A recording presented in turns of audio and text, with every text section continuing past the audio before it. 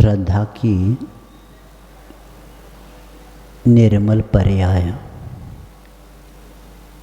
सम्यक दर्शन है और सम्यक दर्शन ही प्राप्त करने वाला व्यक्ति धर्म को प्राप्त कर सकता है। और इसीलिए आचार्य कहते हैं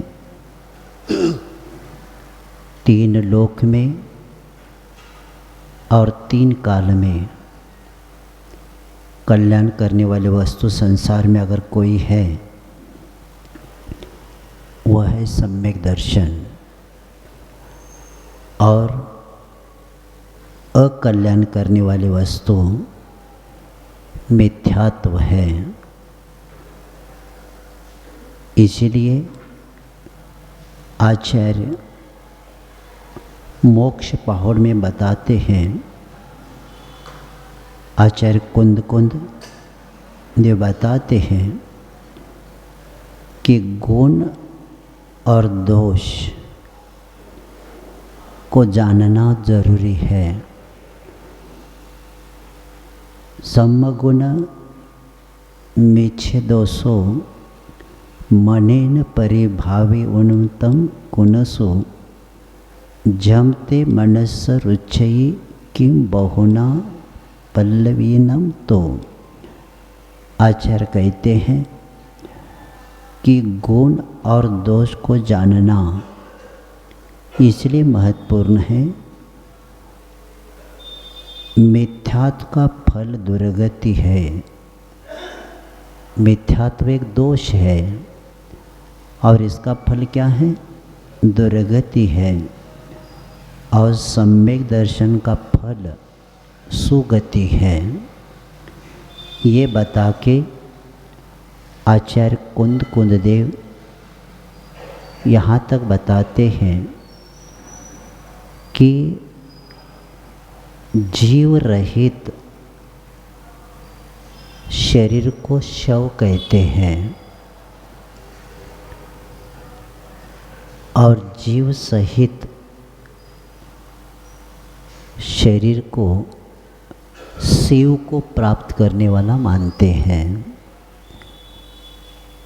जिस तरह जीव रहित शव होता है उसी तरह सम्यक रहित जीव भी शव होता है।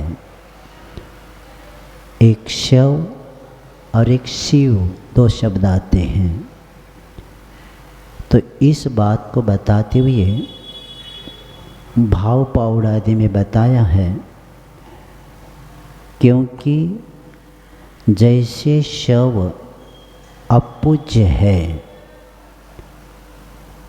उसी तरह सम्यक दर्शन से रहित जीव भी क्या है?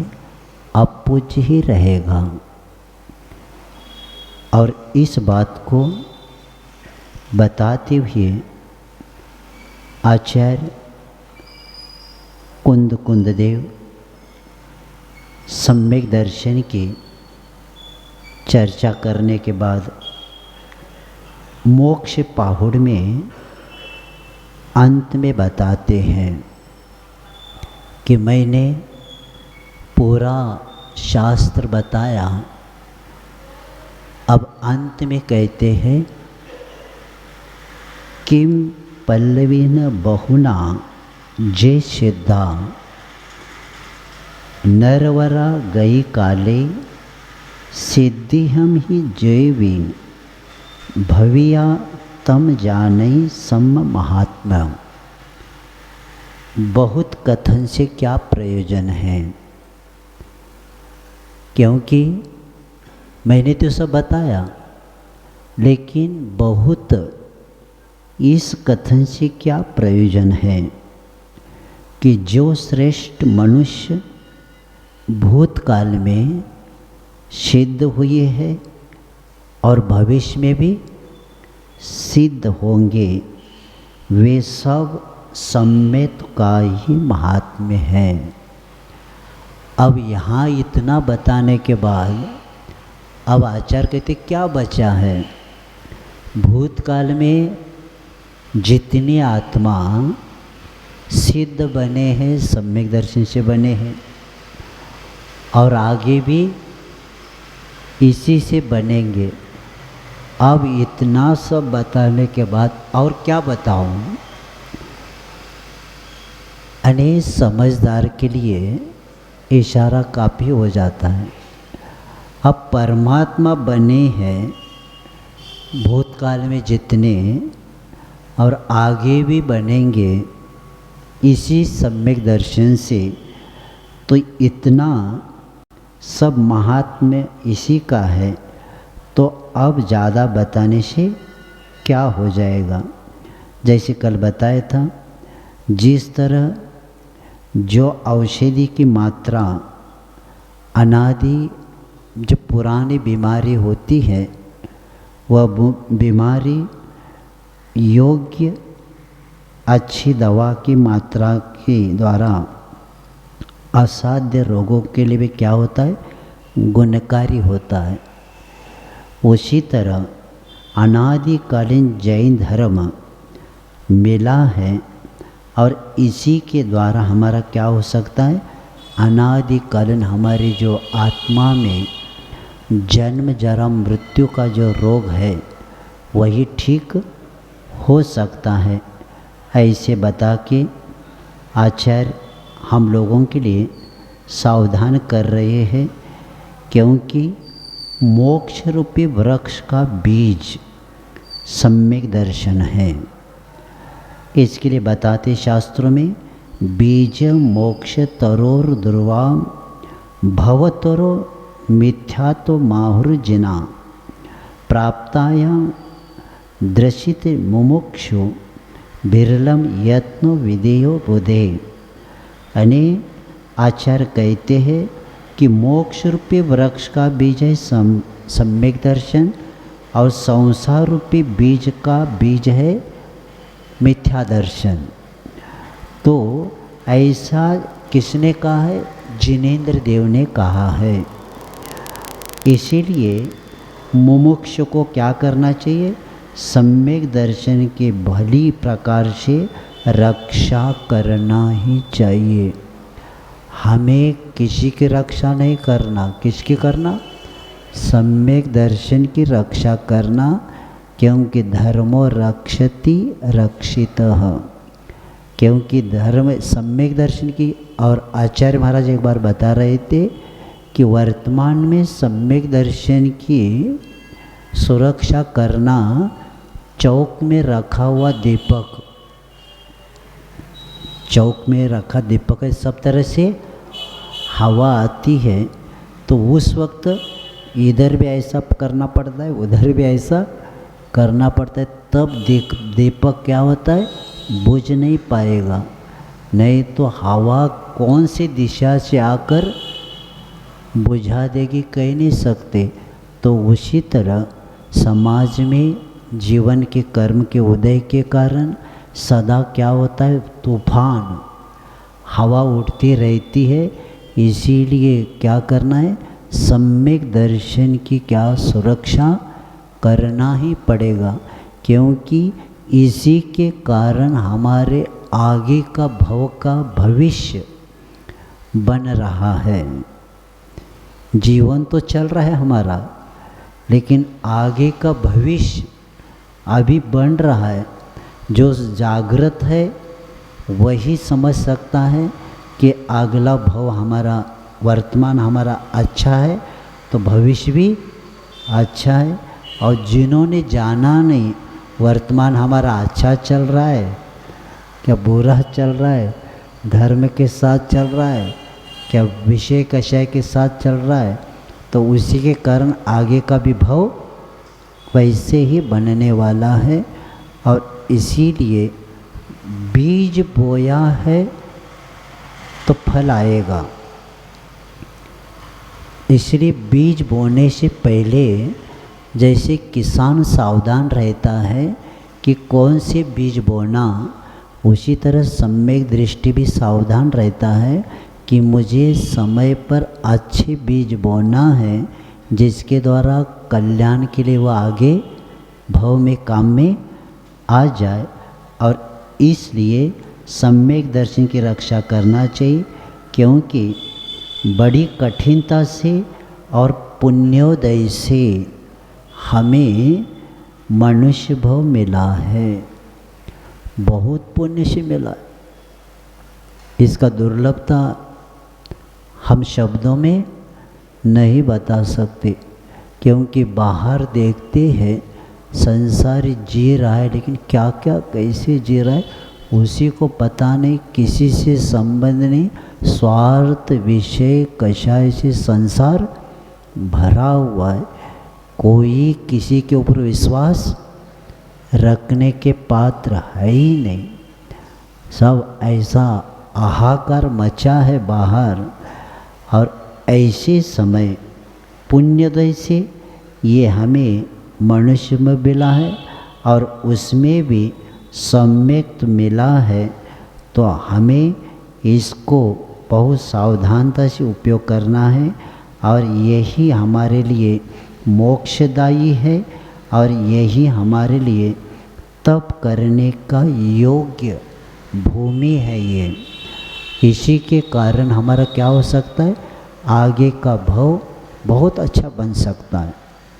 और ये बता के यहाँ तक कल विषय आया था कल कि सम्यक दर्शन के द्वारा व्यक्ति, सम्यक दर्शन जिसके खुद को शुद्ध बनाया है, ऐसे सम्यक दर्शन से शुद्ध कहा गया है। और ऐसा वह जीव नारकी नहीं बनता, तिर्यंच नहीं बनता, नपुंसक नहीं बनता, स्त्री पने को प्राप्त नहीं होता, अल्पायु वाला, दरिद्रता और वे दुष्कुल अवने नीच कुल में जन्म नहीं लेता, विकलांग नहीं बनता। ये सब कल बताकर आए हैं, क्योंकि ये बताने का लक्ष्य यही है, क्योंकि सम्यक दर्शन होने के बाद ही अनंत संसार क्या हो सकता है, शांत हो सकता है, और दुर्गति से हम बच सकते हैं। और ये बता के कल अंत में बता कर आए थे कि ऐसा सम्यक दृष्टि जीव दर्शन पोता, यानी सम्यक दर्शन से पवित्र बनता है। यहाँ एक भी अपने को स्मरण में रखना है कि सम्यक दर्शन शुद्धा जहाँ शब्द आया है, यहाँ ये सम्यक दर्शन जो विषय बताया जा रहा है, ये सम्यक दर्शन कहाँ का सम्यक दृष्टि में लेंगे, रत्नकुंड श्रावकाचार्य का अविरतिक शब्द आया है, वहाँ आए ना, अव्रति होते अविरत होते हुए भी सम्यक दर्शन के कारण क्या होता है, नारक तिर्यंच आदि नहीं बनता, क्योंकि अलग अलग समय सार पढ़ते समय वहाँ भी सम्यक दृष्टि शब्द आएगा, और रत्नकुंड श्रावकाचार्य पढ़ते समय भी सम्यक दर्शन शब्द आएगा, सम्यक दृष्टि शब्द आएगा, लेकिन समय सार का सम्यक दृष्टि अलग रहेगा और रत्नकुंड श्रावकाचार्य का सम्यक दृष्टि अलग रहेगा, क्योंकि रत्नकुंड श्रावकाचार्य का सम्यक दृष्टि चतुर्गुण स्थान और पंचम गुण स्थान, क्योंकि प्रतिमा का विषय आगे आने वाला है, तो चतुर्गुण स्थान और पंचम गुण स्थान वाला है। और जब समय सार पढ़ते हैं तो समय सार में जब भी सम्यक दर्शन आएगा तो वहाँ जयसेन महाराज जी ने 211 नंबर और 212 नंबर की गाथा में टीका में बताया है कि अत्र तु ग्रंथे, यानी इस ग्रंथ में, यानी कौन से समय सार ग्रंथ में, पंचम गुणस्थान दोपरीतम गुणस्थान वर्तिनाम वीतराग सम्यक दृष्टिना मुख्य व्रता ग्रहणम और सराग सम्यक दृष्टिनाम गौणम व्रति इति व्याख्यानम। सम्यक दृष्टि व्याख्यान करे सर्वत्र तात्पर्य ज्ञातव्य। आचार्य कहते हैं कि पंचम इस ग्रंथ में यानी समय सार में जब भी हम सम्यक दृष्टि कहेंगे तो कौन सा लेना? पंचम गुणस्थान ऊपरी तन, पंचम गुणस्थान के ऊपर के इनको लेना है। वीतराग सम्यक दृष्टि नाम मुख्य व्रत्या ग्रहणम, यानी वीतराग सम्यक दृष्टि को क्या करना है? आपको ग्रहण करना है।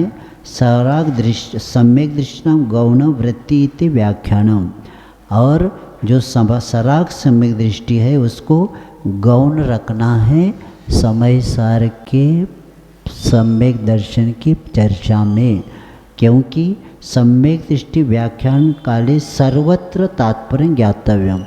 समय सार में कहीं पर भी सम्यक दृष्टि शब्द आ जाए तो आपको कौन सा सम्यक दृष्टि लेना है? पंचम गुणस्थान के ऊपर वालों को लेना है, नीचे को नहीं लेना है, क्योंकि वहाँ ऐसी ऐसी बातें आई है कि सम्यक दृष्टि का भोग भी निर्जरा का कारण। तो क्या हो जाएगा? ये नीचे वाला गुणस्तर वाला वो भी कहेगा मैं भी, भोग भी हमारा क्या है? निर्जरा का कारण है। लेकिन वहाँ कौन सी चर्चा चल रही है? जब मुनिराज ध्यान में बैठे हैं, शुद्धोपयोग में पहुँचे हैं और उस कर्म का उदय आया है और उस कर्म के उदय को भोग रहे तो भी कर्म की निर्जरा हो रही, ये लेना है वहाँ। ऐसा नहीं तो भोग भी निर्जरा का सम्यक दृष्टि का, क्योंकि मुनि महाराज तो पहले सब त्यागी है उनका, और जब वे ध्यान में बैठते हैं तब जब कर्म के उदय आता है तो कर्म के उदय को स्वीकारते भोगते हुए भी क्या हुआ? कर्म की निर्जरा हो, ये अर्थ है वहाँ। नहीं तो पिटाई हो जाएगी। चतुर्गुणस्थ वाला कहेगा हे रूप से मैं भोगता हूँ, तो क्या होता है? कर्म का बंध मुझे नहीं होगा, क्योंकि वहाँ का सम्यक दृष्टि कौन सा लेना है? तो वहाँ मुनि महाराज को लेना है, और यहाँ नीचे क्या करना है? श्रावक को और गृहस्थ को, दोनों को लेना है। तो इसीलिए ये भी ज्ञान अपने पास होना चाहिए, और ये नहीं ज्ञान होने के कारण समय सार पढ़ने वाला गृहस्थ भी अपने को खुद को क्या मानता है? मैं समय सार का मैं ही सम्यक दृष्टि हूँ, और इसी के कारण इतना निश्चय में चले जाते, व्यवहार है ही नहीं हमारा कहते, और व्यवहार छोड़ते भी नहीं घर का,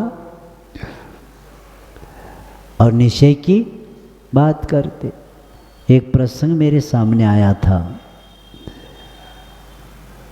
मैं पुणे में चातुर्मास किया था, तो एक लड़का आ गया मेरे पास कि महाराज थोड़ा मार्गदर्शन चाहिए। हमने कहा अरे आपके पिताजी बहुत बड़े प्रवचनकार है, बहुत होशियार है, उनसे ले लो।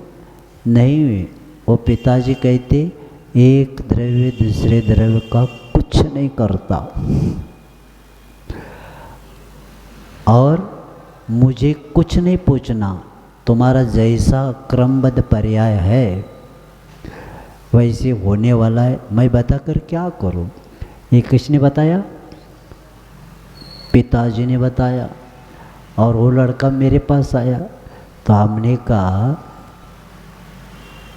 अगर आपकी पढ़ाई होने के बाद पिताजी ने बताया तो आप कैसे समझाएंगे उनको? क्योंकि लड़का तो पूछेगा पिताजी को मैं बिजनेस करूं, क्या जॉब करूं, मेरा जीवन कैसे बनाऊं?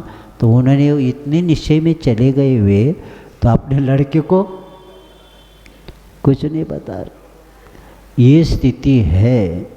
घर में तो रहते हैं, बच्चे तो पूछेंगे, लेकिन कहाँ निश्चय कहाँ लगाना, व्यवहार कहाँ लगाना, इसका भी ज्ञान है तो क्या बताया जाए इनको? और घर भी नहीं छूट रहा है, घर भी नहीं छूट रहा है, और बच्चे को मार्गदर्शन भी नहीं दिया जाता। ये एकांत से स्वाध्याय का ऐसा ही प्रभाव पड़ जाता है।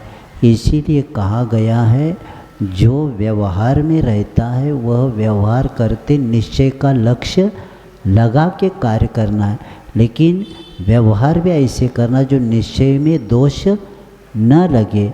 लेकिन कई बातें ऐसी होती, मार्गदर्शन बच्चों को देना पड़ता है, नहीं देंगे तो बच्चे किससे पास जाएंगे।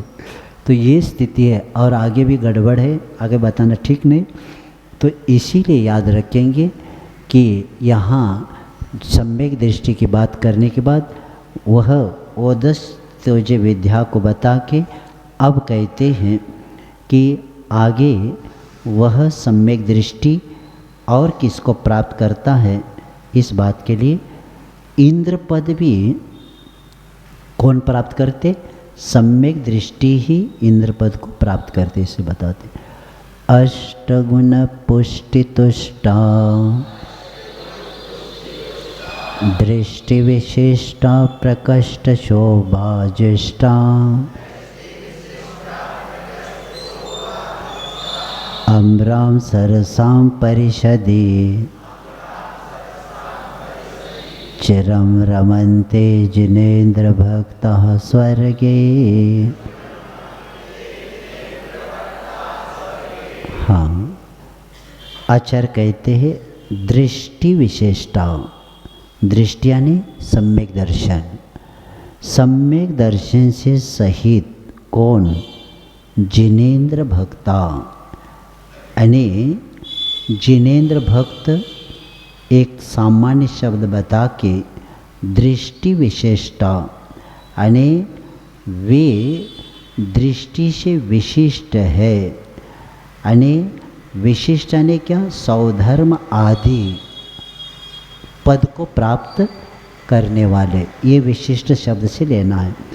तो ऐसे वे सम्यक दर्शन से सहित होने वाला व्यक्ति इंद्र आदि पद को क्या करता है, प्राप्त कर लेता है और स्वर्ग में आम्रां सरसां परिषदि, देव और देवियों के स्वभाव में वह व्यक्ति अष्टगुण पुष्टि तुष्टा। अष्टगुणा ने अनिमा आदि क्या है, जो गुण है, और पुष्टि तुष्टा ने शारीरिक पुष्टि से वह क्या होता है, संतुष्ट रहता है। और प्रकष्ट शोभा ज्येष्ठा, और बहुत बारी शोभा से सहित होते हुए चिरम रमनते, यानी चिरकाल तक वह क्रीड़ा करते रहते हैं। जिनेन्द्र भगवान का वह भक्त सम्यक दृष्टि स्वर्ग में जाकर वहाँ भी सागरोपम आयु तक क्या करता है कि देवांग ने साथ आदि क्रीड़ा करता है और उसके पास 8 प्रकार के गुणों की प्राप्ति होती है। तो अष्ट गुना शब्द से क्या लेना, अनिमा, महिमा, लघिमा, प्राप्ति, प्राकाम, ईशत्व, वशित्व और काम रूपित्व। तो ये कितने प्रकार के हो गए, 8 प्रकार के वे गुणों को प्राप्त करते हैं। और इस 8 गुणों के द्वारा वे उनके किस काम के लिए आते देवों के, तो जो अनिमा गुण है वह अणु के बराबर शरीर करने की शक्ति होती है। यानी देव लोग अपना शरीर क्या कर सकते, अणु के बराबर बना सकते इस अनिमा रिद्धि के द्वारा। और वे महिमा यानी मेरु के बराबर या उससे भी बड़ा शरीर करने की शक्ति को क्या बोलते, महिमा, यानी शरीर को इतना बड़ा बना सकते। लघिमा भी कर यानी अनिमा भी कर सकते और महिमा भी कर सकते, इतना बड़ा बनाते। और लघिमा यानी और वायु से भी हल्का शरीर करने की शक्ति लघिमा में होती। इतना हल्का शरीर बनाते हैं कि छोटा बनाते और हल्का बना के वायु से भी शक्ति यानी इतना हल्का भी बना देते शरीर को।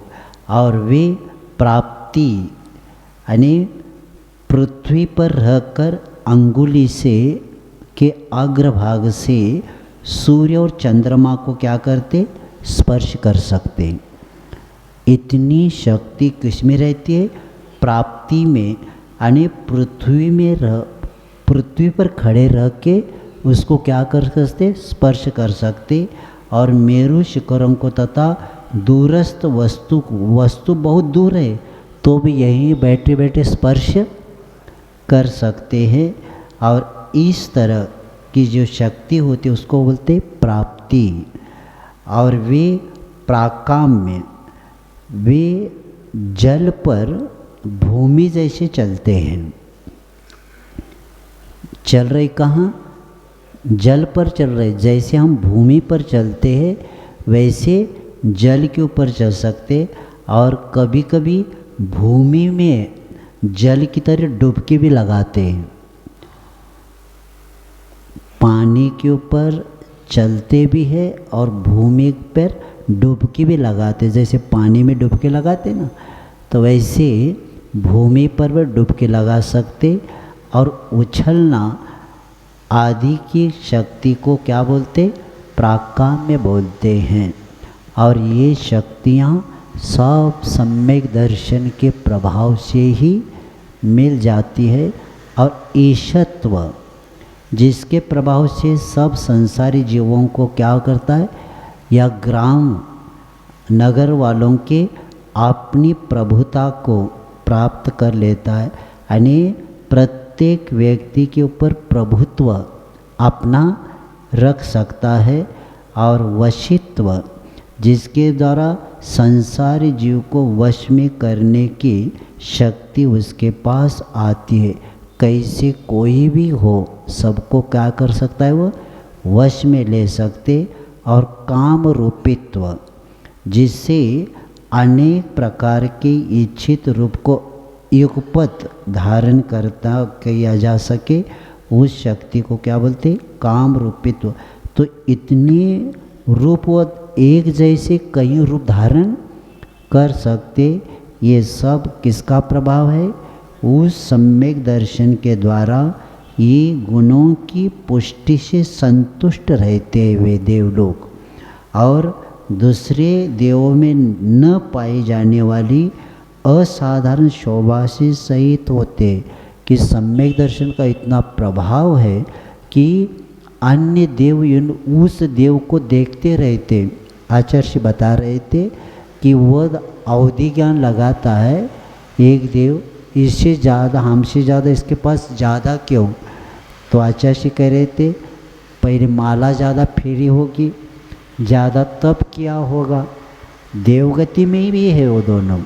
लेकिन एक देव दूसरे देव के बारे में सोचता है, हम भी देव है, ये भी देव है, इसके पास ज़्यादा क्यों, क्योंकि उन्होंने धर्म ध्यान ज़्यादा किया है और इन्होंने धर्म ध्यान कम किया है। इन्होंने ज़्यादा माला फेरी है, इन्होंने ज़्यादा माला नहीं फेरी। तो ये बता के प्रत्येक क्रिया का फल मिलता ही है। क्रिया करते समय अपने को मूल्यांकन लगता नहीं, लेकिन बाद में मालूम हो जाता है, देखो हम कितने प्रमाद कर रहे थे तो भी मैंने वो कार्य किया था, इसलिए मैं यहाँ तक। क्योंकि अवधि ज्ञान वहाँ लगाने के बाद पता पड़ता है कि ये किसके कारण हमें मिल गया। और इसीलिए आचार्य कहते हैं कि ऐसे सम्यत का ये सब प्रभाव है। और इस सम्यत के बारे में, क्योंकि अहम इंद्र अभी भी वहाँ एक जो अहम इंद्र मिथ्या दृष्टि भी बन सकता है, लेकिन इंद्र सम्यक दृष्टि ही बनता है। इंद्र जो बनेगा वो सम्यक दृष्टि बनता है। क्योंकि ये सब अभी जो बताइए अष्टगुण पुष्टि तुष्टा, ये सब चिरं कालम रमन्ते, ये सब किसका प्रभाव है, सम्यक दर्शन का। लेकिन ये सब वैभव किसके लिए कारण है, संसार के लिए कारण है।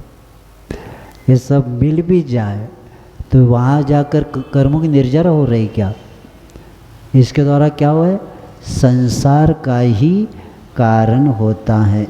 और आपको पता है कि जब तक पुण्य है तब तक वो रहेगा, बाद में तो माला नियम से मुरझाने वाले। यानी पिक्चर 2-2.5 घंटे का है, उसी तरफ जाने से पहले सफ़ेद पर्दा रहता है और आते समय भी। तो उसी तरह फिल्म की रील रहती है तब तक बाद में समाप्त होते, वैसे ही कर्म है तब तक चलेगा देवगति का उदय, बाद में नियम से समाप्त होने वाला है। इसीलिए आचार्य कहते हैं ये जो भी मिलता है पुण्य से मिलता है, लेकिन बाद में नियम से ये क्या होने वाला है, छूटने वाला है, और ये संसार का ही कारण है। इसीलिए लक्ष्मी पुण्य की छाया है। बहुत अच्छा शब्द है। लक्ष्मी क्या है? पुण्य की छाया है। जब तक पुण्य है तब सब लक्ष्मी संपत्ति हमारे पास रहेगी। जब पुण्य समाप्त हो जाएगा तो क्या छाया नहीं पड़ेगी, तो धूप में खड़ा होना पड़ेगा। उसी तरह जब तक पुण्य है तब तक अपना ये सब संपत्ति अपने पास रही थी, क्योंकि करोड़पति रोड़पति होने में समय नहीं लगता। पाप का उदय आ जाए तो करोड़पति भी रोड़पति बन जाता है, और सब स्मरण सिर्फ आता करता रहता है, लेकिन पास में कुछ भी नहीं बच पाता। तो इसीलिए मान सम्मान मिलने के बाद भी उसको स्वीकार नहीं करता सम्यक दृष्टि, क्योंकि पुण्य से मिला है, लेकिन पुण्य के समय मिलने के बाद भी उससे ज़्यादा प्रभावित नहीं होता, क्योंकि यह सम्यक दर्शन का प्रभाव है, धर्म का प्रभाव है। लेकिन ये भी याद रखेंगे सम्यक दर्शन की शुद्धता संयम के बिना नहीं होता। सम्यक दर्शन हमें शुद्ध बनाना है तो कुछ डालना क्या उसमें, क्या करना? तो सम्यक दर्शन संयमी ही शुद्ध कर सकता है। असंयमी चल मल अवगाढ़ दोष उसमें सदा होते रहते। इसीलिए सम्यक दर्शन को जितना हमें प्राउड शुद्ध बनाना है तो किसके द्वारा बनेगा? संयम के बिना हमारा सम्यक दर्शन शुद्ध नहीं बन सकता।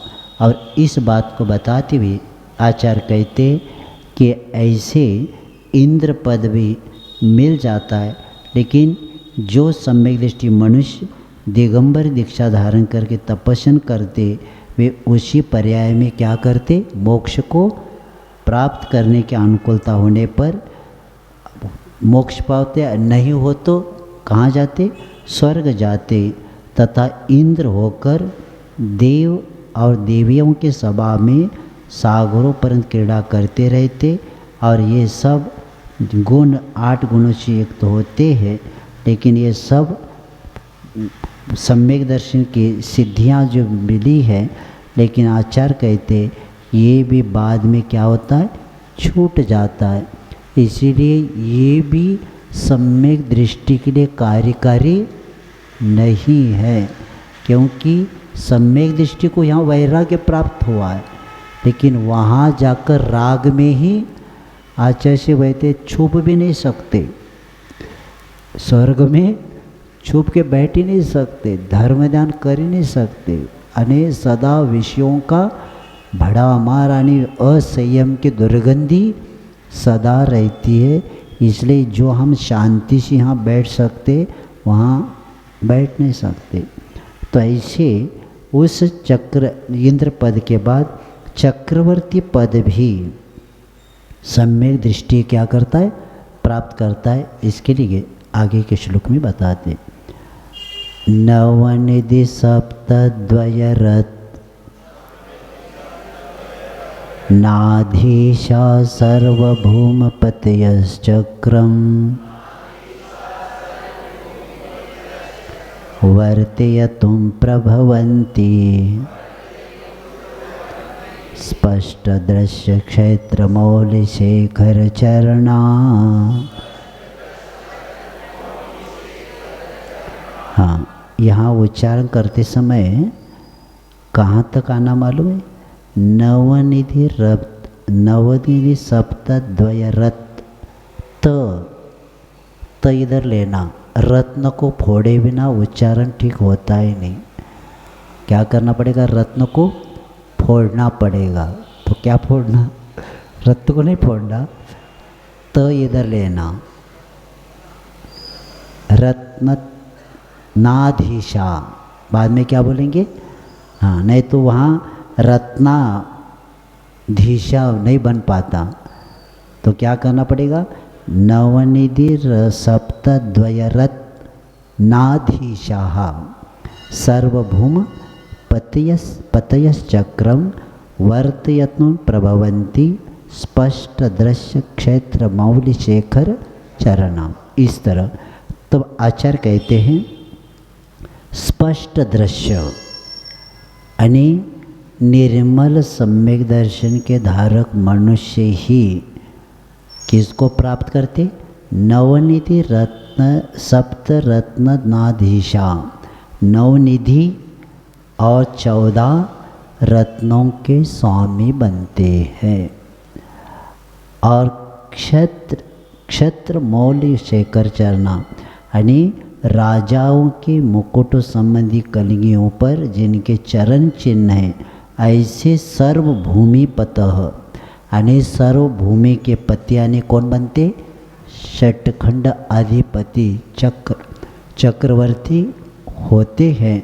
और चक्रम वर्तयन्तु प्रभवन्ति, और ऐसे चक्र रत्न को वर्ताने के लिए समर्थ हो जाते हैं। इस बात को बताते हुए आचार्य कहते हैं कि इस निर्मल सम्यक दर्शन के कारण चक्र रत्न को चलाने में समर्थ होते हैं और इसी के कारण उनके अधीन वे षटखंड अधिपति बनते हैं, षटखंड के स्वामी बन जाते और नवनिधि और 14 रत्न उनके पास रहते हैं। तो नवनिधि उसको भी जानेंगे कि नवनिधि चक्रवर्ती की काल है, महाकाल, पांडु, मानव, शंख, पद्म, नैसर्प्य, पिंगल और सर्वरत्न। इस प्रकार उस चक्रवर्ती के पास नवनिधियाँ होती है और ऐसे नवनिधि के कार्य भी बहुत अच्छे हैं। यानी चक्रवर्ती की नवनिधियाँ इतनी महत्वपूर्ण हैं कि नवनिधि के द्वारा तो सबको वो कार्य अपना कितने सैन्य होते, कितना बड़ा राज्य होता है, क्योंकि और चक्रवर्ती षटखंड अधिपति बनने के लिए कितने दूर जाते, तो कहाँ से सामान लाएंगे?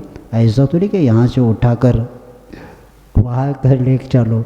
और कितने जगह उनको रहने के लिए क्या महल चाहिए, कपड़े चाहिए, और इतने लोगों का भोजन ऐसा थोड़ी कि बोरे में बांध के ले लो चावल। और ये तो ये नवनिधि के कारण तो चक्रवर्ती षटखंड अधिपति बनने के लिए जो निकलता है, तो नवनिधियाँ बहुत काम करती है।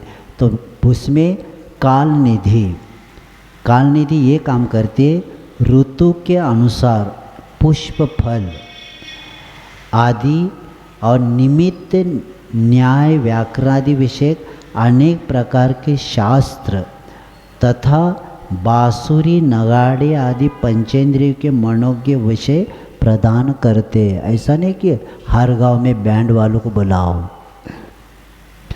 तो क्या होते हैं ये सब किसके द्वारा प्राप्त होते? काल निधि के द्वारा। तो ऐसे बांसुरी है और हर ऋतु के अनुसार पुष्प फल आदि मिलते हैं। बांसुरी, नगाड़े पंचेंद्रिय मनोज्ञ विषय प्रदान करते। और महाकाल जो निधि होती है वह भाजनारद पंचलोह धातु और असीमसी आदि के साधनभूत द्रव्य प्रदान करते। जितने बर्तन आदि जो है भाजन आदि, ये महाकाल निधि के द्वारा प्राप्त होते रहते। और असीमसी आदि के साधनभूत द्रव्य भी प्रदान करते। और पांडु निधि जो होती है वह अनेक प्रकार के धान्य और शटरस प्रदान करती है। इसी के कारण तो उसके हर जगह इतने हजारों लाखों में अक्षुणी सेना जैसी होती है, तो सबकी व्यवस्था इसी के कारण हो जाता है। और अनेक प्रकार के धान्य उस पांडु निधि के रत्न के द्वारा मिलते रहते। और मानव निधि है वो आयुध शस्त्र मिलते हैं। हर समय शस्त्र की बहुत ज़रूरत पड़ती है। और शस्त्र है नीति व अन्य विषयों के शास्त्र भी प्रदान करता है मानव निधि के उस निधि के द्वारा। और शंख निधि वादत्री प्रदान करती है।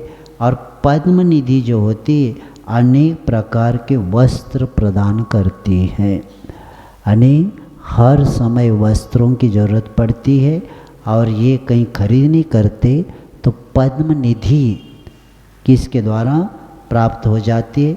और नैसर पे जो होता है भवन, बड़े बड़े भवन इस निधि के द्वारा प्राप्त होता है। शैया है, आसन है, भाजन है आदि उपभोग जो वस्तुएं हैं, ये सब नैसर्प निधि के द्वारा प्राप्त हो जाते। और जो पिंगल निधि है वह भव्य आभरण, जितने भी आभरण हैं वह पिंगल निधि के द्वारा दिव्य आभरण प्रदान करती है।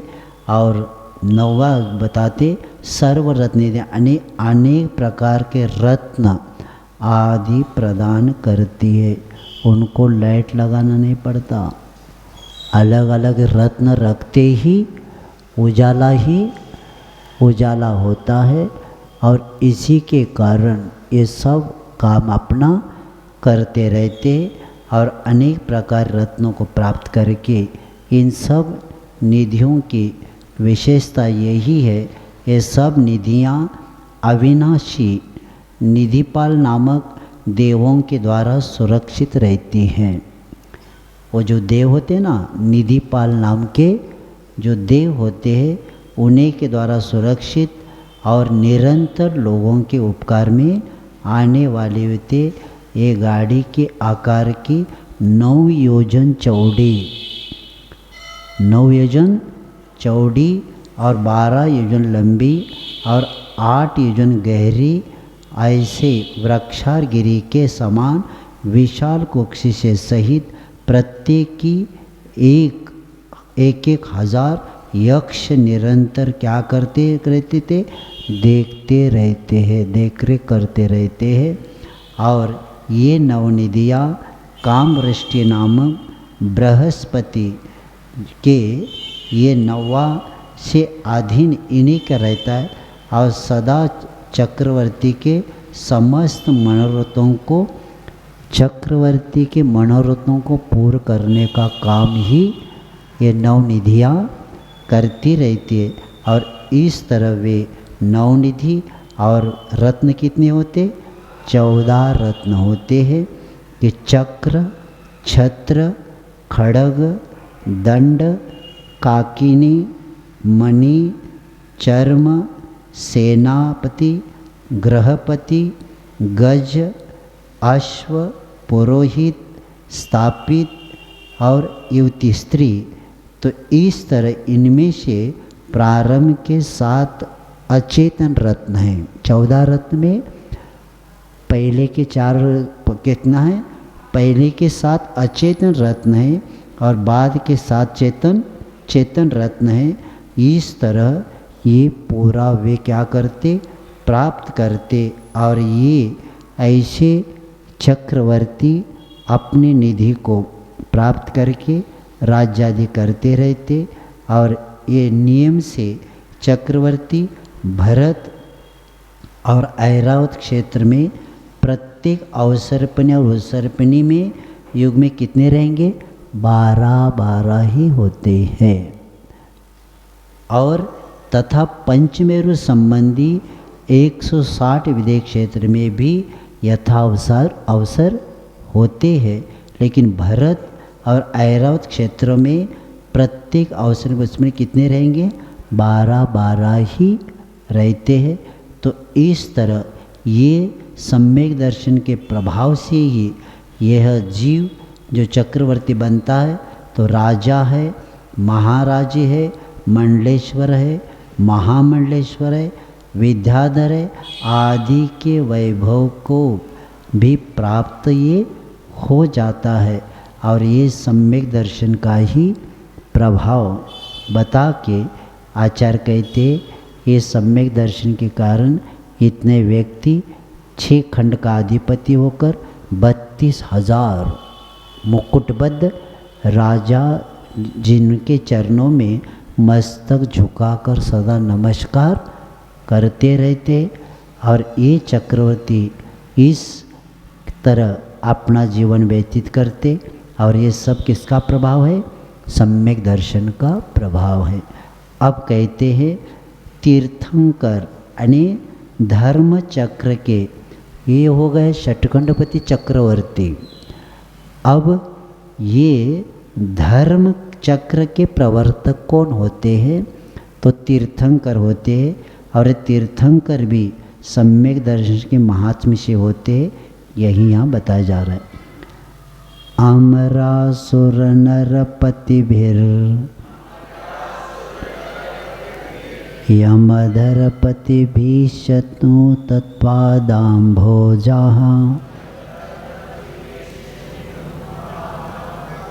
दृष्टा सुनिश्चितार्था वृषचक्रधरा भवन्ति लोकशरण्याः।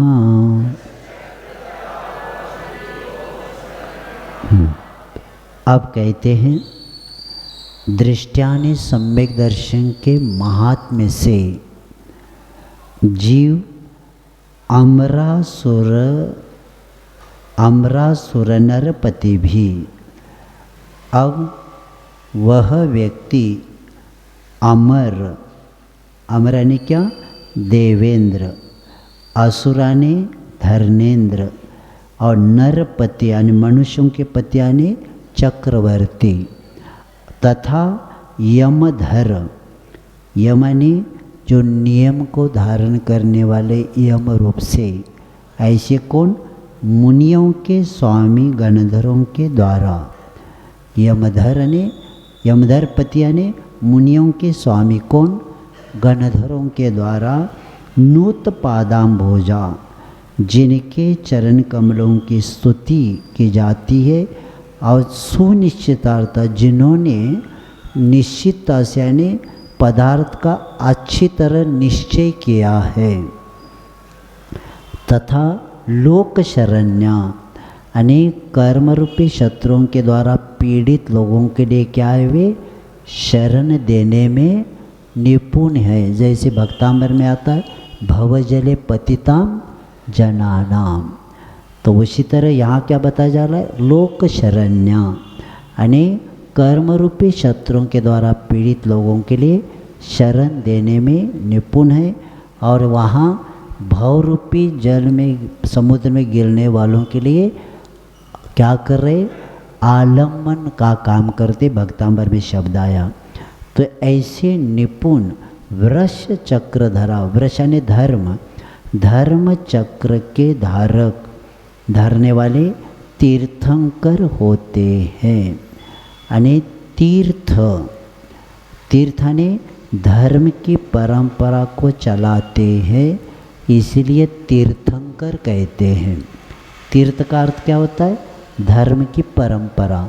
तो तीर्थंकर यानी धर्म की परंपरा चलाते उनको तीर्थंकर कहते हैं। और ये तीर्थंकर पद इसी के द्वारा उन्हीं को प्राप्त हो जाता है। और वे ऊर्ध्वलोक के स्वामी सौधर्म आदि को अमरपति बोलते हैं। और आधोलोक के स्वामी कौन है? धर्मेंद्र है। और ऐसे असुरपति और तिर्यक लोक के स्वामी कौन? चक्रवर्ती। तथा मुनियों यमधर्म मुनियों के स्वामी गंधर्वदेव, जो तीर्थंकरों की सदा क्या करते? चरण कमलों की सदा स्तुति करते रहते। और वे जिन्होंने ये प्राप्त किया उन्होंने धर्म आदि पदार्थ को अच्छी तरह से निश्चय कर चुके हैं। तीर्थंकरों ने तत्व को पूर्ण जाना है और इसी के कारण संसार में अनेक प्रकार के दुख व्यक्ति को शारीरिक है, मानसिक है, बौद्धिक, जो भी आदि व्याधि उपाधि आदि रहती है और उसके कारण दुखी जो जीव होते हैं, ऐसे दुख के देने वाले कर्म रूपी शत्रुओं के द्वारा पीड़ित जीवों के क्या होते? शरण देने में वे निपुण होते हैं। और तीर्थंकर जो होते हैं उनके जब तीर्थंकर नाम कर्म के कारण अतिशय पुण्य के कारण वे क्या होते? 8 प्रात्याहार से युक्त समौशरण की रचना भी होती है और समौशरण में स्थित होकर वे दिव्य ध्वनि उनकी खिर जाती है और धर्म की आमनाएँ यानी धर्म का उपदेश उन्हीं के द्वारा हमें प्राप्त होता है।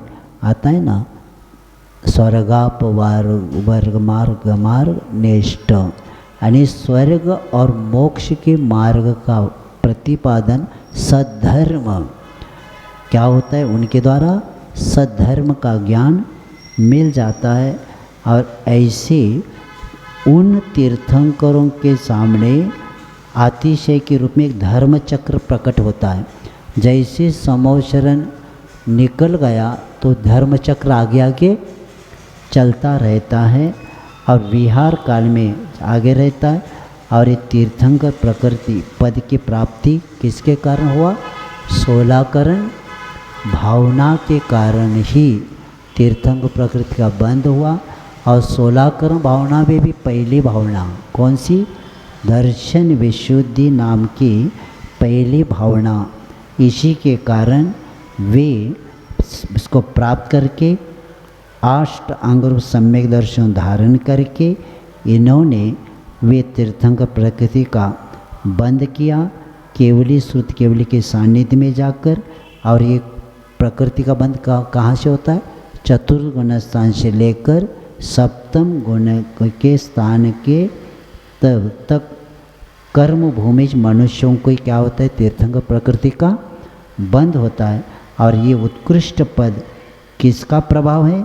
सम्यक दर्शन के कारण ही होता है। इसलिए आचार्य कहते इसी के कारण ही ये तीर्थंकर पद भी प्राप्त हुआ, क्योंकि जैन धर्म में भगवान का जन्म नहीं होता। भगवान बनने के लिए व्यक्ति जन्म लेता है। पद्म पुराण में बहुत अच्छा श्लोक आया है कि आचारान विघातेन कुदृष्टि संपदा, यानी धर्म ग्लानि परिप्राप्त मुच्यन्ते जनोत्तमा।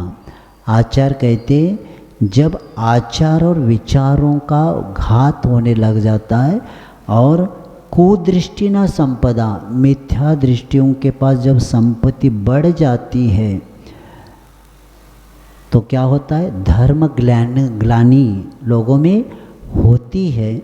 और ऐसे धर्म ग्लानि परिप्राप्त मुच्यते जनोत्तमा, तो जो लोगों में इस धर्म के रूप में जो ग्लानि उत्पन्न हुई है उसको दूर करने के लिए एक आत्मा महान व्यक्ति जन्म लेके इस तीर्थ को तीर्थंकर बन के तीर्थ को आगे बढ़ा देता है। ये बता के आचार विचारों का विघात होने के बाद, मिथ्या दृष्टि के बाद संपदा ज़्यादा बढ़ने के बाद धर्म की ग्लानि हो जाएगी। तो ऐसे समय एक व्यक्ति जन्म लेके इस धर्म ग्लानि को दूर करने के लिए और जीवों के कल्याण का मार्ग प्रशस्त करने के लिए जन्म लेकर तीर्थंकर बन के उपदेश दे के अपना कार्य कर लेते हैं। समय आपका होगा, पाठ करेंगे आज का अष्टगुण। अष्टगुण पुष्टि तुष्टा दृष्टि विशिष्टा प्रकृष्ट शोभा जुष्टा अम्रां सरसां परिषदि चिरं रमन्ते जिनेन्द्र भक्ता स्वर्गे नवनिधि सप्तद्वयरत् नाधीशा सर्वभूमिपतयश्चक्रं वर्तयितुं प्रभवन्ति स्पष्टदृश्य क्षेत्रमौलिशेखरचरणा अमरासुरनरपतिभिर्यमधरपतिभिश्चनुतपादाम्भोजा दृष्टा सुनिश्चितार्ता वृषचक्रधरा भवन्ति लोकश। सम्यक दर्शन के 2 श्लोक रह गए, कल पूर्ण हो जाएगा सम्यक दर्शन अधिकार, और उसके बाद सम्यक ज्ञान का अधिकार कल ही हम शुरू करेंगे इसको। जाओ वाणी के